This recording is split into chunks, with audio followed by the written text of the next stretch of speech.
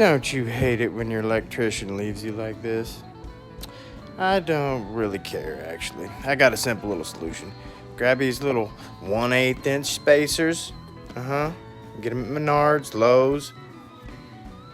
Alright, get your 1/2 inch, number 6, extra long screw for electrical devices.